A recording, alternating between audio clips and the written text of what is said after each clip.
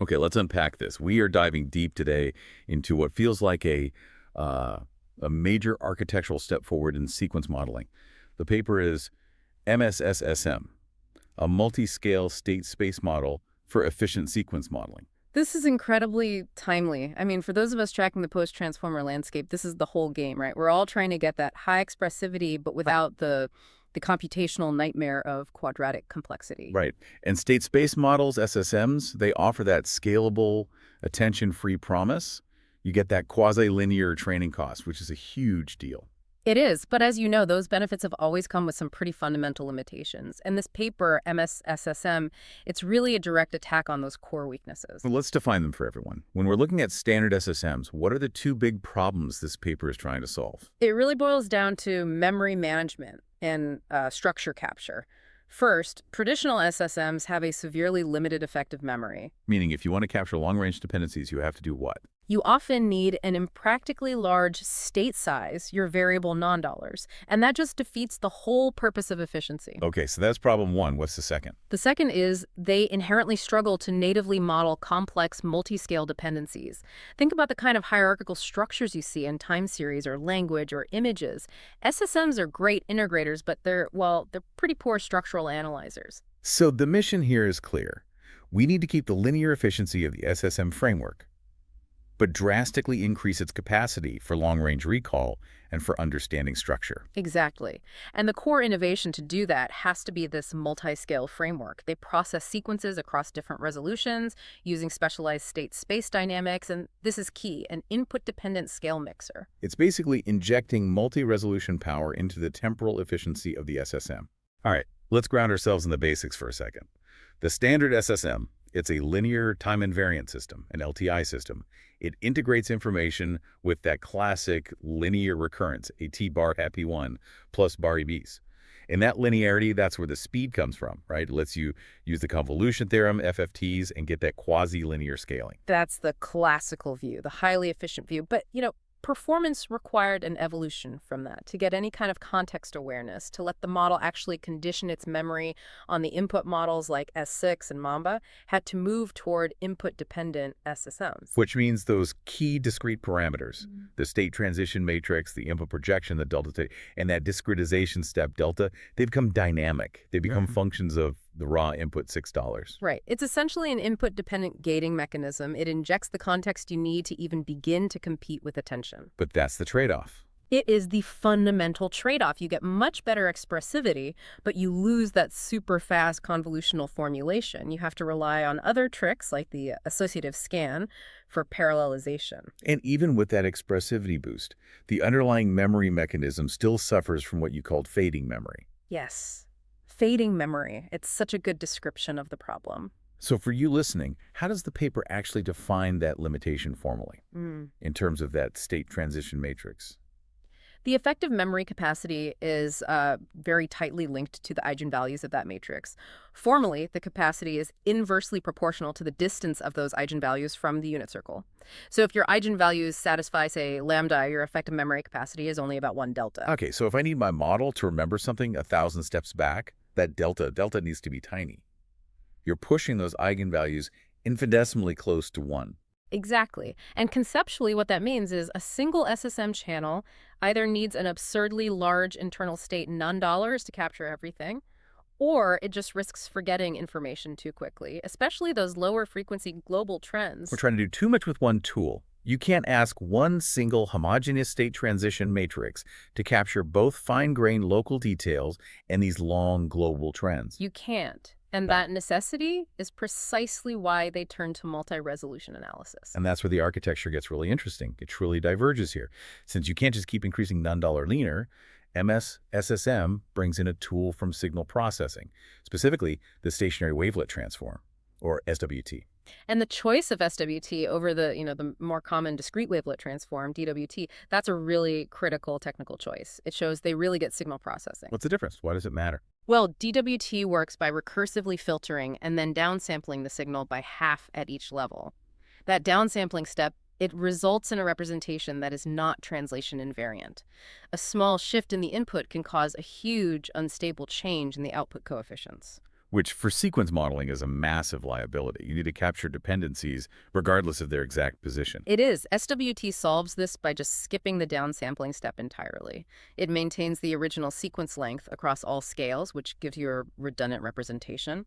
But that property grants it true translation invariance, which is vital for this kind of work. Okay, so let's talk about the implementation.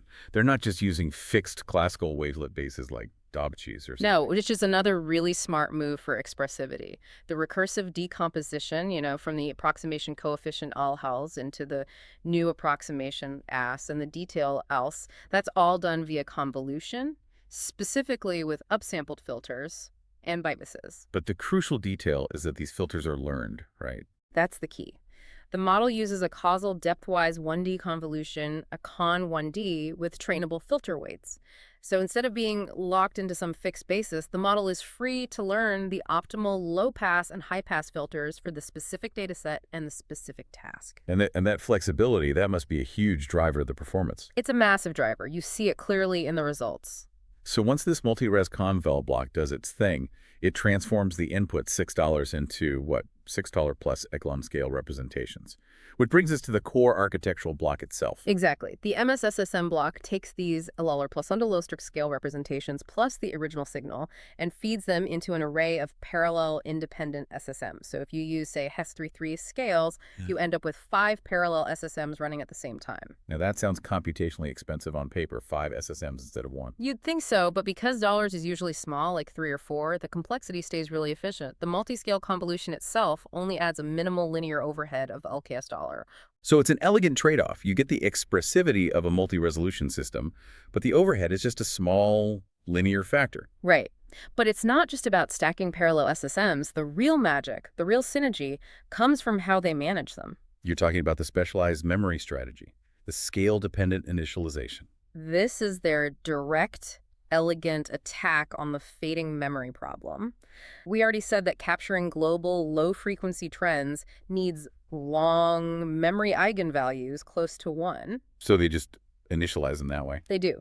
For the coarser global trends, which are the outputs of the higher recursive levels, the initialization pushes the diagonal elements of the state transition matrix closer to 1. It's like artificially enhancing the memory for those specific scales, tasking them with finding the long-range stuff. And conversely, the SSMs that are operating on the fine-grained local details get smaller initialization values. So you prioritize shorter effective memory for them. They're optimized for local dynamics. This non-uniform initialization is absolutely critical. Okay, so you have these independent, specialized temporal dynamics that have played out. You've got Sillers dollars plus 2-ing-2 outputs, Prini dollar solars that need to be fused back together. That's where the scale mixer comes in. Right, the scale mixer. It uses an input-dependent weighted summation. So 0 may is qual et y t do. That dynamic projection matrix, AIE-day, decides how much weight to give each scale's output. And critically, that weight is determined by a linear function of the original raw input, $6. And this brings up that other detail, the gating dependency. The paper found that it was actually better to make the SSM parameters for each scale, the Bart-Gultet values functions of the original input, 6 sol, not the scale-specific input, That's T sol. It creates this crucial centralized context injection. It means the decision of how to mix the scales and how to gate the information flow within each scale is always informed by the original complete picture and maximizes the synergy. That whole setup, the structural efficiency, the specialized memory, it leads directly to the empirical validation, and they really put it through its paces. Image classification, time series, and crucially, the really hard reasoning tasks, list ops, and the long-range arena. And the results were, well, pretty decisive. Both the MS-SSM variants, the one based on S4 and the one on S6, consistently outperformed the baselines, which proves the multi-scale framework is the real performance driver, not just the underlying S6 block. Let's focus on list outs for a second, because that task is explicitly designed to test hierarchical reasoning. It's the exact thing that old SSMs are bad at. The results there are just astounding. The MS-SSM with S6 got 63.04% accuracy. Now, to put that in perspective for you, Mamba, which is state-of-the-art in this space, only achieved 38.02%. Wow, that's not just a marginal win. That's nearly a 2-fold performance jump on a critical reasoning task. It's huge. And the paper points out that MS-SSM was still superior even when they gave Mamba models twice the parameters or twice the state size. It's a really compelling argument that this multi-scale memory approach is just a more effective way to use your resources than just making the model wider. Absolutely. And then there's the long-range arena, the LRA validation. Right, the LRA benchmark cements it. These tests are notoriously hard, designed to break models with memory limitations. And MS-SSM got a 14.42% performance improvement over Mamba. That's a definitive validation of the long context capability. But they went further than just benchmark scores. They wanted to actually quantify this improved memory. They introduced a specialized metric for it. The effective receptive field, or ERF, measured using something called the mean mixing distance. This is a really crucial innovation for analysis. With SSMs, you don't have an attention matrix to just look at. It's all implicit. So to measure the influence footprint, they use the Jacobian of the output with respect to the input, JX towards FS, and they normalize it to create a probability distribution over the distance. Wait, so this is essentially an analog to an attention map. You're calculating how much every input token influences the final output. You're measuring how far back the model is actually looking to make its prediction. That is precisely the goal. It gives you an objective, quantitative measure of the effective context window. And the proof is right there in the numbers. Let's hear them. The MS-SSM-based version registered a mean mixing distance of 94.90. Compare that to Mamba, which clocked in at 38.84. More than double. It's more than double. It's concrete evidence that this multi-scale system lets the model effectively attend to and integrate information from much, much more distant contexts. And the final piece of the puzzle is the ablation study. We need to know which component was really doing the heavy lifting. And the findings were just categorical. When they removed the multi-resolution convolution module, that SWT decomposition performance on list ops just plummeted. Yeah. It went from 63.04% all the way down to 37.98%. So it's not the initialization, it's not the mixer, it's the actual act of decomposing the signal into different frequency bands that provides the architectural magic. That is the undisputed main contributor. The ablation also confirmed their specialized, scale-dependent initialization was more effective than just using Mamba's initialization, so that part is still important. It validates that tailoring the memory for each scale is a superior strategy. So when you put it all together, what does this actually mean for sequence modeling? It seems MS-SSM has successfully married the quasi-linear efficiency of SSMs with the structural expressivity of multi-resolution analysis. And the result is these massive performance gains on the hardest long-range tasks, all without a huge computational cost. Yeah. It really feels like they've addressed the core Achilles heel of SSMs. It's a genuine architectural advancement, and the authors are clear about the next steps. The most obvious one, given the evidence of hierarchical structure capture, is extending this framework into natural language processing. That would be the ultimate test, wouldn't it, putting it up against the LLMs? Absolutely. Another direction they mentioned is integrating this multi-res analysis into other models, newer linear RNNs or nonlinear test time training models. Seeing how MRA improves memory in those different contexts could lead to whole new families of efficient models. So here's a final thought for you, our listener, to take away. Given these robust performance gains on LRA and list ops, and this superior quantified long-range recall they measured with the mean mixing distance, what are the immediate resource-constrained industrial applications where this could replace costly attention-based systems today? Think about edge devices or real-time systems that need that long-range context but just can't afford the latency or the power draw of a big transformer. That's something to think about until our next deep dive.